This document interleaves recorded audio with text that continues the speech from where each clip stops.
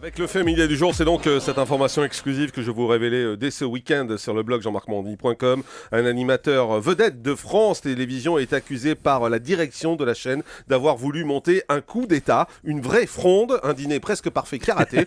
Décryptage avec vous, Bastien Millot, notre expert en communication et médias.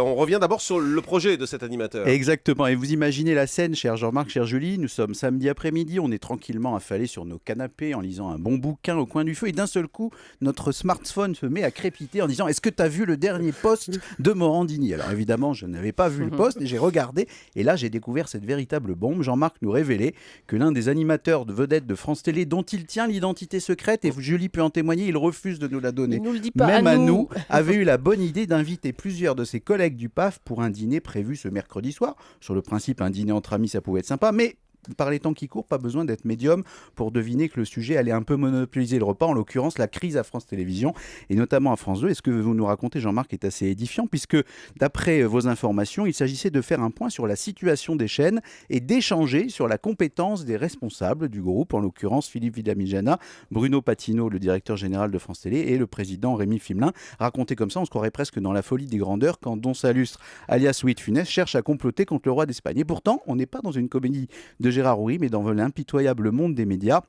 Et ce dîner qui devait être évidemment secret est revenu aux oreilles de la direction de France Télé. Du coup, les responsables du service public ont évidemment vu rouge, n'hésitant pas à parler de coup d'État contre la hiérarchie. Alors, est-ce que ce dîner aura lieu ? Eh bien, finalement, non.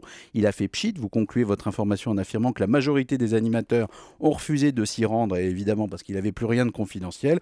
Peut-être une situation étonnante, mais en tout cas révélatrice de la crise que traverse en ce moment le service public de l'audiovisuel. Et justement, en quoi cette fronde des animateurs est révélatrice du malaise qui est actuellement présent dans les couloirs de France Télévisions? Alors parce que dans la graduation des crises à France Télé, quand on en arrive aux animateurs qui s'en occupent, c'est que la situation devient sérieuse. Il faut dire que les problèmes en ce moment sont assez ciblés. D'abord des problèmes d'audience.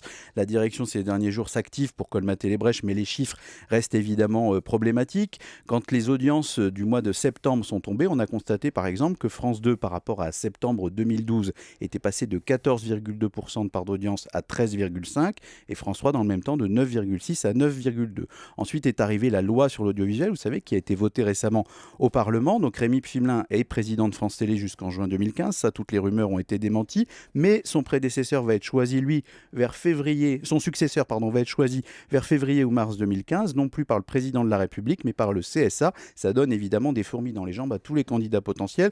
Et la course est partie maintenant. Et puis enfin, la situation sociale de l'entreprise reste tendue. France Télé a annoncé un plan de départ volontaire. Évidemment, ça provoque un certain nombre de réflexions et de tensions entre les dirigeants et les syndicats. Alors cette information sur ce dîner intervient au moment où les rumeurs vont déjà bon train sur le départ du directeur des programmes de France 2. Alors il faut être un peu fataliste, les rumeurs à France Télé sur le départ des dirigeants, ça fait vraiment partie de la vie de l'entreprise et c'est vrai que les intéressés, en tout cas des gens comme Philippe Villamijana qui sont là depuis des années, accueillent ça avec un certain fatalisme. Mais en tout cas, c'était les 2 semaines qui annonçaient que le directeur des programmes de France 2 pourrait être remplacé, il serait en quelque sorte une victime expiatoire du problème de l'accès. Des successeurs potentiels sont évoqués, mais tout ça reste évidemment au conditionnel. Et puis Jean-Marc, si ça se passait, on serait quand même au 5e dirigeant en 3 ans à France 2 qui quitterait ses fonctions. C'est quand même pas la meilleure garantie de stabilité pour une chaîne et c'est surtout une source de complications puisque chacun de ses responsables successifs veut mettre sa touche sur la grille des programmes et 5 responsables en 3 ans, évidemment ça fait beaucoup. Donc vous l'aurez compris, pas facile dans de telles conditions pour les équipes